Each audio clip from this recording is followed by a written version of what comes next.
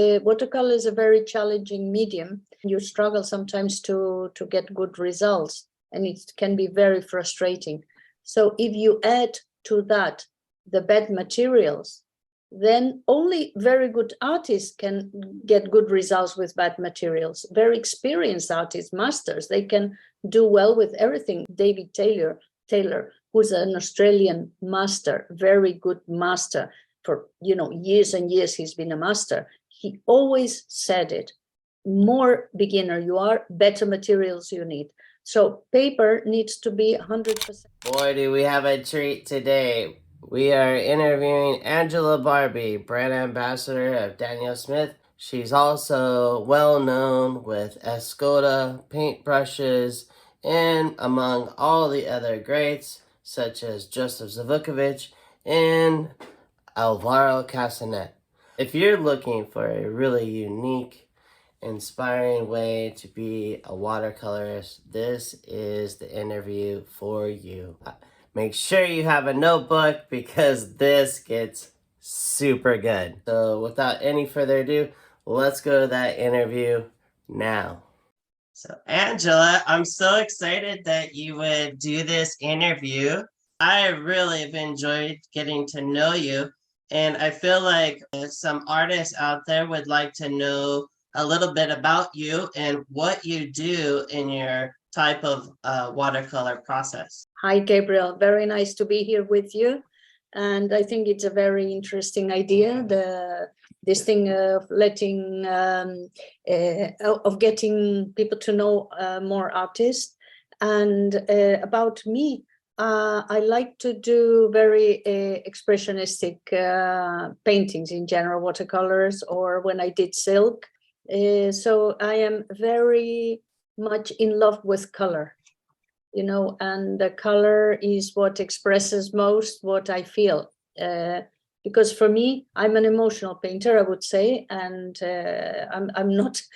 I like to paint my emotions, and when I paint very quickly, that's what I like the most. Your paintings look so fresh, and could you explain how it is that, some people, when I look at when they're mixing their paint, they have this little thing of paint and then they have this little thing of water. And your process is lots of water and lots of pigment. Can you explain that? Yeah. For me, because as I said, I am in love with color. Sometimes in some places, obviously, there is not so much color, it's more watery. But when I like this power of the color, and so you need to use a lot of pigment. You cannot use just a little bit and a little bit, and no, then it doesn't work. And to use a lot of pigment, you need to use a lot of water. That was one of the mistakes I used to do, which was to use very little water. So I had very thick. It was too thick. It was like sort of acrylic, but with the time you learn how to use more water or the appropriate amount, which I'm still struggling with sometimes. So, but basically, to get a powerful color on the paper, you need a lot of pigment and a lot of water. Don't be afraid of that. I think that is very valuable for artists to hear that.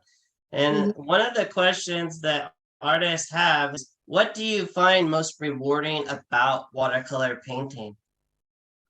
For me, it's this thing, the flow, this thing that it moves, and the unpredictability that for some people might be very causing them a lot of anxiety or stress. No, for me, that's the beauty of it, that it's unpredictable, that it gives you many surprises and good surprises. Not all of them are good, but it's like you have to be like talking to it and listening a lot. So this is watercolor allows you to flow.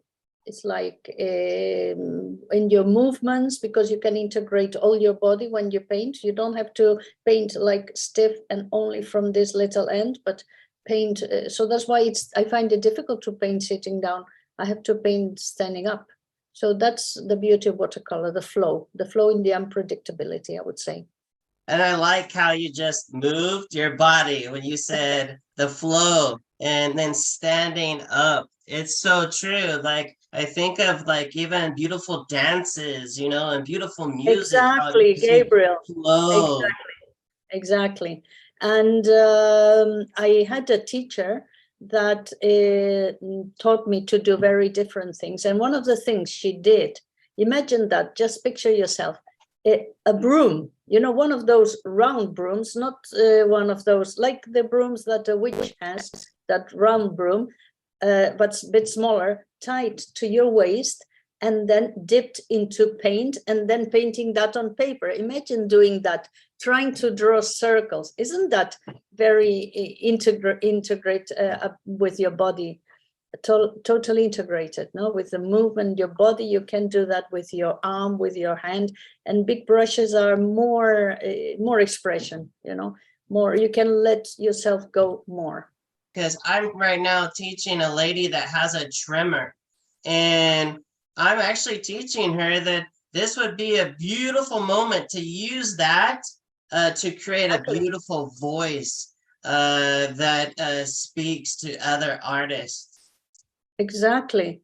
You're absolutely right. And it's part of her reality at the moment. Tremor, I think, I'm lucky that I don't have it, but I think that even if you control less, then it will be less strong. Maybe it will be smoother. So try to flow and make these waving movements. Like if you listen to music, for example, it's not the same thing to paint an African rhythm and da da da da da da, da and then your brush strokes will be different from, I don't know, classical or from very Zen music. You know, the strokes are different. So that's the flow of watercolor. How important is 100% cotton paper, brushes, and professional paint? Well, in my experience, just especially when you begin, because the watercolor is a very challenging medium, and you struggle sometimes to get good results, and it can be very frustrating. So if you add to that the bad materials, then only very good artists can get good results with bad materials. Very experienced artists, masters, they can do well with everything. But if you are beginning or you're just not a professional, very experienced artist, you need the best quality materials. And if you have heard of David Taylor, who's an Australian master, very good master for years and years, he's been a master. He always said it, more beginner you are, better materials you need. So paper needs to be 100% cotton, unless you know how to master like cellulose. It's not, I know that sometimes you say, okay, my painting will be in the bin. I will throw my painting in the bin. Who cares? Yourself this present, the best paper possible. Then paint at the back of it if you want. But sometimes, we save in little things that then bring us a lot of frustration. Paints, the same thing. If you use bad quality paints, then you won't get the richness, the depth, or you won't get all the range, all the values, because you need really the best paints so that you get the best help for you. And brushes, so need to be professional. Only the very, very advanced masters can use anything. That's what I think. That I agree with you. You agree? Yeah. I agree. And that brings us into this is what tips would you give to an inspiring artist? Yeah, I mean, I would say, don't compare yourself with anybody. Sometimes we go to workshops and we are with a master who's been painting for 40 years every single day. And then we are there for 2 or 3 days and we think, oh, but I am not getting the same result. Of course not. Of course not. And so don't compare yourself. Don't be tough on yourself. Just enjoy the process. who cares about the result? Enjoy the process. And if you enjoy, something good will come. Otherwise, okay, you've enjoyed. That's the best advice I can give you. I would like you to explain what is the difference in painting in like the moment versus trying to paint to make money. That's a tough one because I tell you the story of I used to teach in a school, and one of my colleagues, I used to teach English, and he was a French teacher, but he was also a very good musician.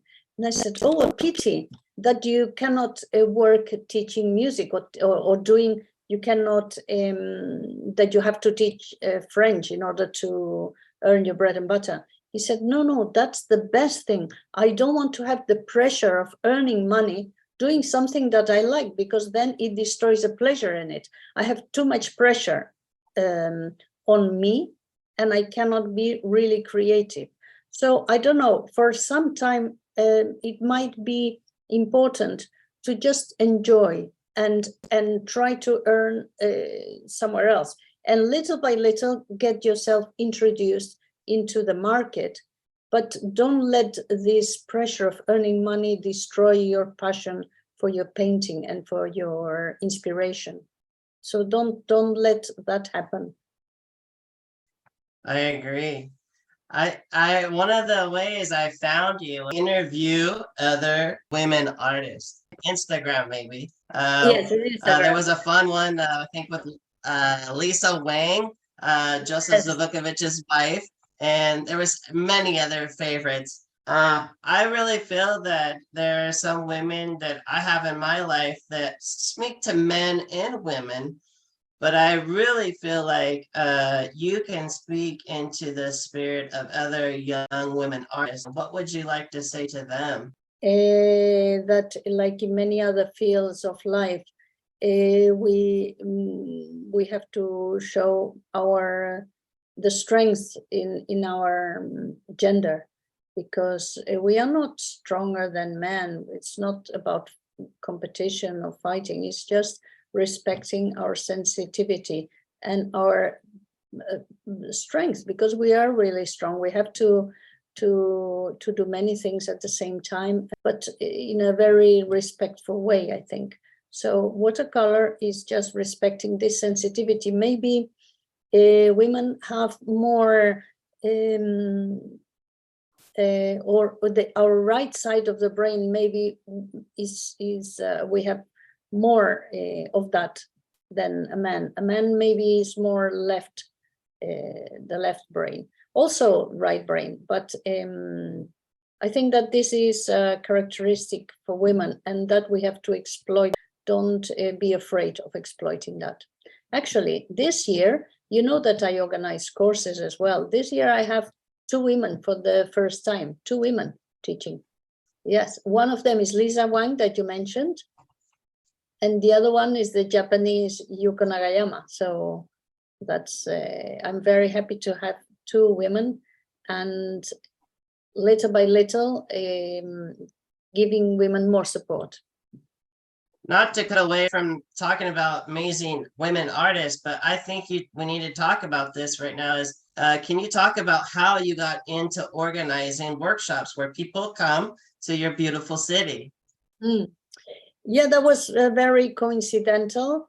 I had been painting. I was a teacher, and I had been painting as a hobby for a few years already.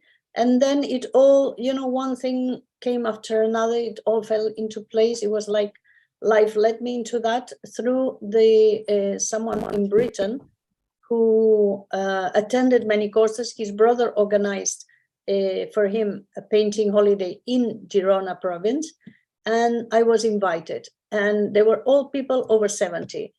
And I enjoyed myself so much. I had such a great time. I painted, and we traveled, and we drank, and we had dinners together, and we had beers and everything. It was such a great time. Then they said, maybe this organizer said, I don't want to do it because he was retired. I don't want to keep doing this, but maybe you would like to do it. And, you know, it was just a time when I was leaving the teaching world. And I said, yes, it was like, wow, a big light bulb was switched on. And so the brother who attended many courses was the one who helped me to get contacts. And so that's how I started. Could you just name a few people that you've had the opportunity to have come and do workshops? At the beginning, I had some like Judy Whitton. She had been studying with Charles Reed, but then I had the amazing privilege of having Charles Reed, the big master, come here. He came 2 or 3 times. I was so honored. I mean, I cannot explain that, how big that was. Then Alvaro Castañet, he has been coming for 16 years, every single year. Joseph Zbukvich, Chien Chun Wei, the Taiwanese, Liu Yi, the Chinese master, Michael Soloyev, Nicolas Lopez, Thomas Schaller, and David Taylor.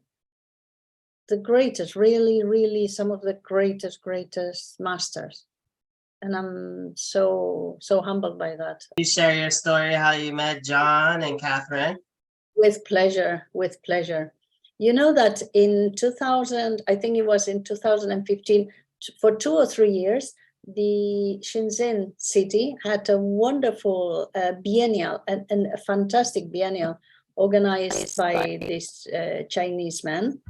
And it was a gallerist, and it brought people from the East together with the people from the West. And so we learned to know, we got to know them and they got to know us. So it was an international biennial where we all got together. So that happened for 2 or 3 years. And actually in San Diego, you know, the National Watercolor Society, they organized a traveling exhibition, a small format traveling exhibition. So all the best artists in the world participated, both from East or West, it doesn't matter. So, and I was already a member of the National Watercolor Society, and my work got chosen. So I thought that's the best opportunity to go to Shenzhen. I had never been to China. So, and there is where I met John and Catherine. And I was already amazed by the way they had the contact with the artist, the way they run such a careful and very, I don't know how to say it, but very loving marketing. And I do you agree with that?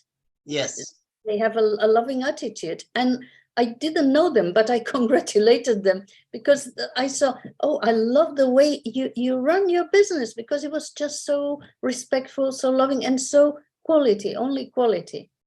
And so little by little, I kept meeting them. I spoke to them about Fabriano, then they went to Fabriano, then we met several other places. And I just fell in love with their colors, because there are other brands that are also very good, but I just have a special connection with them because they have many unique colors, and it's so professional and so loving. So that's it. And then we established a closer relationship, and I think that the people who are working with them more closely, we all feel like a family, and that's a wonderful feeling. I think if there's anybody that can talk about traveling the world as an artist, that is you. Always seeing you're somewhere. How can that help an artist grow by going to Fabriano or going to IWS events?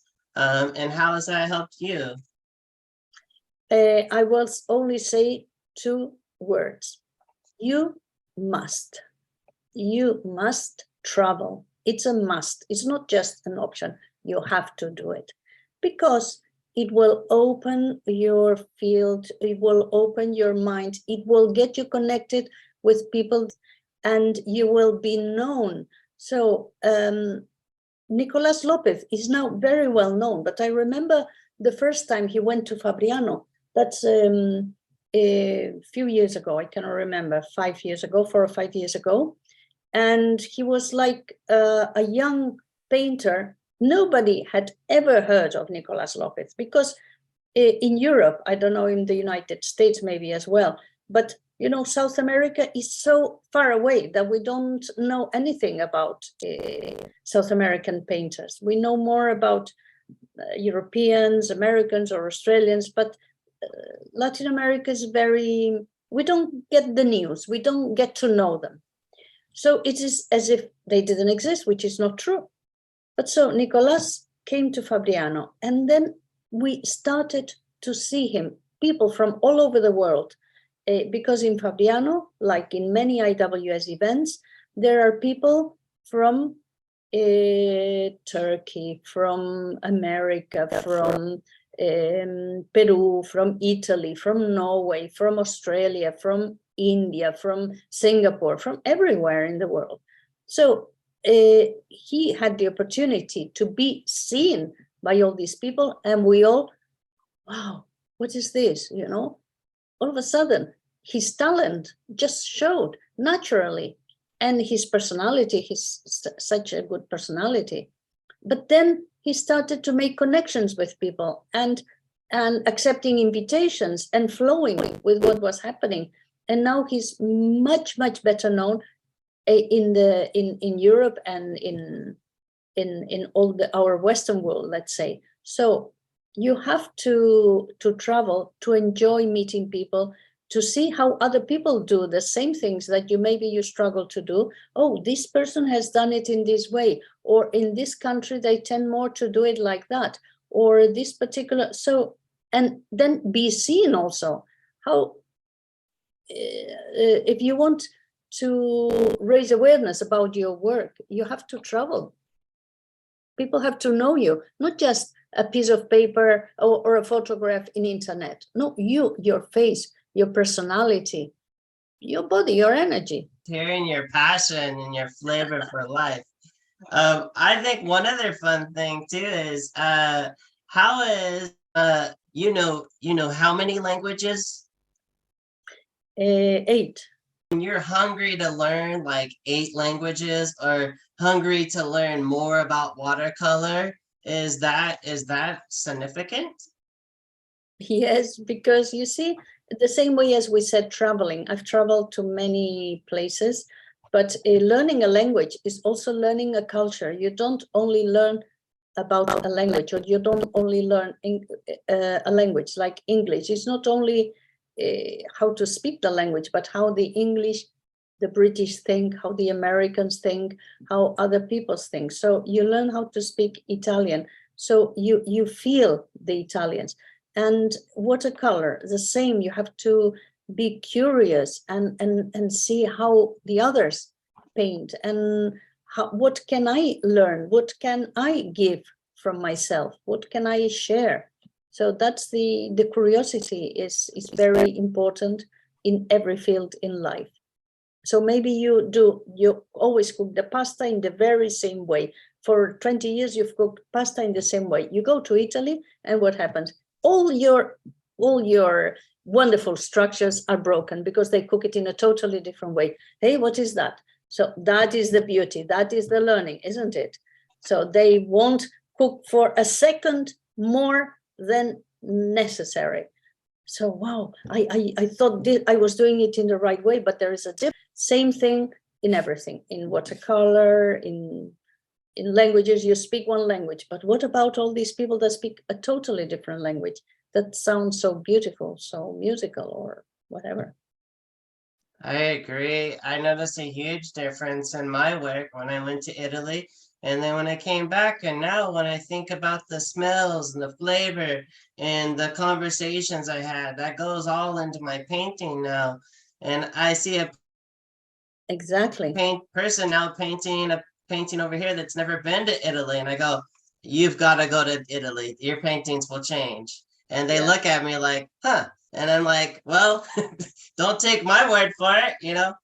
Try to get it an inexpensive flight and go." And so I agree. You must go. So good. And one question a lot of artists want to know is, what is the biggest mistake that a beginning artist makes in watercolor? A mistake. You mean technically or in general? Technically, or you, if you, whichever one you want to go. But usually this question is technique. Technically is normally using too little color. For me, using just only a little bit, like, because you're afraid of making mistakes, and you shouldn't be afraid of making mistakes. So if you make a mistake, make a glorious mistake. So, and not use just very little, Okay, use more color. Don't be afraid, and don't be afraid to use, to spend money, because that is your growth. That is your evolution. I agree. You know, there's so many women that sign up for my course. You know, these amazing women have raised a child, maybe even put a husband through college, you know, work 2 jobs so he Yeah, can now, you know, and then now they have this opportunity. The kids are gone out of the house and now they're ready to be an artist. And I tell them, this is your moment. You've exactly. spent all your energy pouring into your kids, your husband, and your spouse, and now it's time to invest with watercolor. Exactly. And it's time to think about yourself. It's your time and your freedom. And think about yourself, look after yourself, and give yourself some pleasure, some, some freedom, some time. I think it's excellent when, especially when you have devoted your life to others. Now it's your turn. So good. What would, is there a time, because a lot of artists, even intermediate artists, they're wondering, when am I going to have my moment? What was that moment for you that people started to go, Angela Barbi, I who, tell you something, you don't have to look for that. It was very unexpected. So it comes when you least expect it. You just it's like inspiration that has to find you working. That's what a literal translation maybe of this expression. Inspiration should find you working. So the same thing. This breakthrough comes when you least expect it, but you have to keep working and practicing a lot. do you see current new trend with watercolor? I think so. Now that the very strict traditional rules are being a little bit broken. Like, for example, you cannot use white. Why can you not use white? Or watercolor has to be transparent. Like Alvaro Castañet has proved that watercolor is not transparent 100% of the time. So he uses very thick colors, or not transparent, totally opaque. So, and many painters are starting to mix techniques or to experiment. Now I've seen artists using, for example, thread mixing, or that have used I don't know, like cloth or inks, or it's like, why feel restricted? I think that also it's part of this movement to develop yourself, to for more freedom, and for not so being stuck in certain rules, strict rules. So I think I can see this movement of expansion, of breaking rules, and for just at the service of more creativity. What would you say to someone that says watercolor is the hardest medium in the world? That is probably right. But this shouldn't discourage this person, this shouldn't discourage, because I think sometimes we don't enjoy the process because we have an idea, an expectation about what it should be like. So we don't accept just what comes, but we want it to be in a certain way. No, just accept and don't be frustrated. It's just a game, you know, it's just, but our ego sometimes no, because we have this idea and we think that if we get a better painting, we're like more important or better. No, don't worry. Just go with the flow and be happy. So good. Now, I know this answer, but I'm going to answer it because, or ask it because I know other people out there, but do you tend to lean towards colors with granulation or ones that are staining colors? Staining. Staining, not so much. I have more difficulty with staining. I prefer granulating colors, yes. Especially the Primatex are fabulous. I just, they create some textures that are almost, you know, they are almost sensual, you know, for the senses, you know, almost tactile. And you can feel them, like almost touch them. I love them. And those paints love lots of water, don't they? Oh yes, unless you give them a lot of water, they won't flow. They won't create these. They won't be in their full expression. They cannot grow. They cannot develop. If not, ask Nicolas what happens. You were sharing about how you don't draw any shape or design. You just go right into the painting. Yes, there is a way of painting, which is to draw whatever, a person, a landscape, or a cityscape, and then filling it in with color. But the way I learned how to paint was totally the opposite. No shapes, no nothing, just color, just play with color, just try to make compositions with color from nothing in your mind. It was totally the absence of the mental part. And then the same painting will suggest you some forms. And these forms, you can maybe continue them.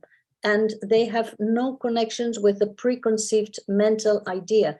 And that is what is the most connected to your inner self. And what you find, what I find is that sometimes you paint your inner landscape, not a landscape that is outside, but your inner landscape or your inner feeling about a certain topic or whatever but it's when you don't paint from the shape to the color, but you start from the color to the shape. It's the reverse. Does the color affect us? Does the color affect us in any way? Because I said I love color. So does the color have any effect on us? The answer is yes. And if you ask a marketing person, he will definitely say a big yes, because they know exactly what colors to use in certain adverts. They know that some are attractive, others are repellent, others are exciting, others are calming, soothing. So colors have this property, like to calm us. All the blues and all these, especially blues, have this effect of giving us some peace, and like greens also, and purples take us up, like elevate us. It's like more spiritual, more depends if it's very thick, maybe not so much, but if it's very transparent layer, it's like elevating us. And red is a color that excites us, like makes us powerful and strong, and it's like a very self-assertion color. So you know, it's like each color has a property. So investigate and let yourself be touched by color. I would say that, let yourself be touched by color. Ah, that's beautiful. Wow, you're romantic, aren't you? Yeah, a bit. That's so good. And what I've noticed is when you're painting, I noticed there's moments like it's almost like music, like cha cha cha, or it's like, hard and then soft, or maybe I just did the opposite, but soft and then punch it. I feel like the way I watch you approach a painting, and could you share something about that? Yeah, it's like following my inner rhythm as well. And if I'm, it's like a dance. I would say it's like a dance. Some soft movements, then all of a sudden you have more stronger movements, because it needs to have a rhythm like the music. It's not always the same note, not always flat. There are silences in music, and in painting, for me, it's the same. It's this rhythm, soft and strong and vibrant.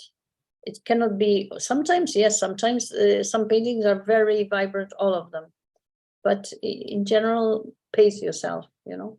I will be putting your information in the description, and I'll also put on there the link. People can watch one of your demos that you did for Daniel Smith. And where else can people, if they want to get connected with you, how can they get a hold of you? I have my Instagram account, which is EPC_art_courses, or Angela Barbi, because I started this account when I was promoting the courses. EPC means Enjoy Painting Catalonia, by the way. So EPC is that, the E for enjoy, P for painting, and C for Catalonia, but not only restricted to Catalonia. And also Facebook is Angela Barbi. And then in my website is epc-artcourses.com. And thank you for that. And at Fabriano, you gave me a paintbrush by Escoda, and it said "Enjoy Catalina." Enjoy painting Catalonia. Yes. So good. Yes, Well, I have been collaborating with Escoda for a long, yes, since Joseph Zbukvich first came to Spain. Tell us about Escoda. Yeah, I of course I knew them because they are excellent brushes, and I had many of them, but I didn't know them personally. I had never met them, but they make brushes very near Girona, about 70 kilometers or 80 kilometers from where I live. And Joseph Zbukvich, he's, as you know, he's one of the best watercolor artists in the world. And the first time that I organized a workshop for him, it was in 2009. And when he gave the list of materials, every time I organize a workshop, the tutor gives me a list of materials. And so in his list of materials, he said, so these colors, more or less, these colors, brushes, flat, round, blah, and perlas. So the others, he didn't mention a brand, but then he said Escoda Perla, number, I don't know, 12, for example, or 10. Because perlas are especially good, they are excellent for this, that, and the other. And so I had met somebody from the Escoda, or I had been in touch. And so I wrote to them and I said, look, an artist like Joseph is talking about your brushes in this way. How about meeting him? And they said, yes, and we want to invite him to visit the factory. So I was doing 2 courses, I remember, with 1 or 2 days in the middle.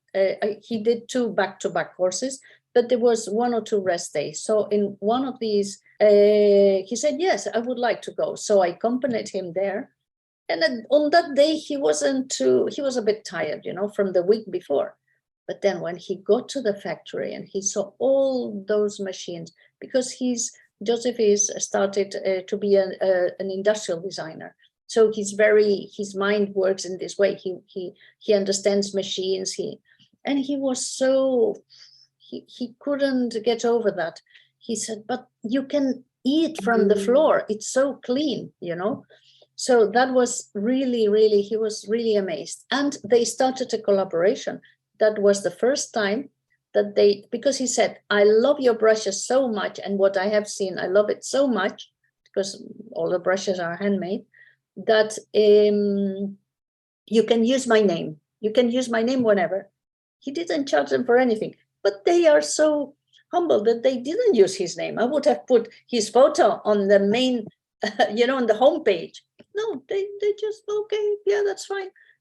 But what they did, they in and they did one of the sets for one of the master sets. So he was the first to have two sets made for him, especially for him according to his needs. So they did the mop brush with squirrel hair, the aquario, and then the perlas, traveling perlas, and that was the beginning.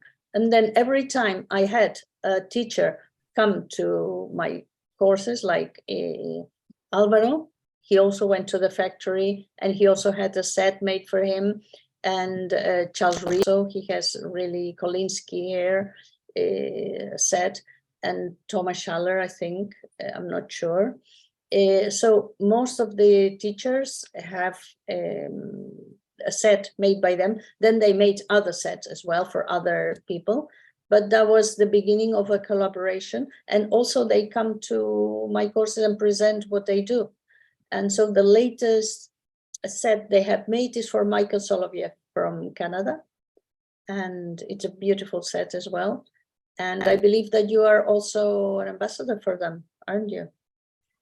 Well, nothing's been official, but I do have a beautiful relationship with Joseph Escoda, who I will be interviewing here and on Thursday, and will be on the podcast soon. Ah, And fantastic. so, but yes, all of my brushes are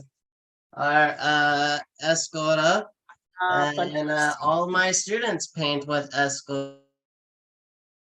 Yeah, yeah, they are very wonderful. And it's a beautiful relationship. Mhm. I am so honored that I met Joseph and Ricard. We've been very generous, just like the Daniel Smith family. Exactly. Same Um, feeling, same sort of, yeah, also family. Yes, also very, very nice. and but yes, I'm very blessed. I have many brushes from Joseph Escoda, who makes brushes for Escoda. And it's like now me and him, we paint together. It's beautiful. Yeah. I look forward to visiting you, and then I can visit the factory too. Exactly, exactly. Yes, we have to do that. Yes, with And you are a blessing to this world, Angela. I was thank so you. tickled to finally get to meet you and give you a hug. Yes, And it I'm was so, so so glad good. Because we only were in that touch this over COVID stuff Instagram. is out of the way and we can travel more. Yeah, yeah, yeah, yeah. It's a big pleasure and an honor to meet you, and I'm so glad we are we are friends here, but physical friends, not only Facebook or internet friends, but physical friends. Yes, it's so And one good. day I'll come to San Diego as well. Yeah, for sure. With San Diego, would love to have you. Yeah, my next trip to America.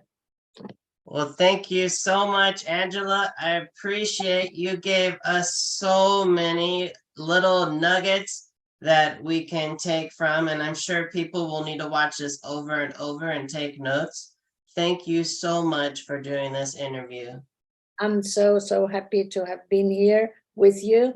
Encourage everyone to continue painting because that art is very good for your soul. So keep painting. I agree. Thank you, Angela. Thank you, Gabriel. Bye bye. Thank you for joining us. If you enjoyed this content, go ahead and smash that like button and share this with your friends so they can get to know Angela as well. Enjoy these beautiful paintings, and it was really wonderful that we had a chance to talk about one of our sponsors, Escoda and Daniel Smith. Check out these new colors that came out this year, and don't forget we got Watercolor Wednesday every week. See you.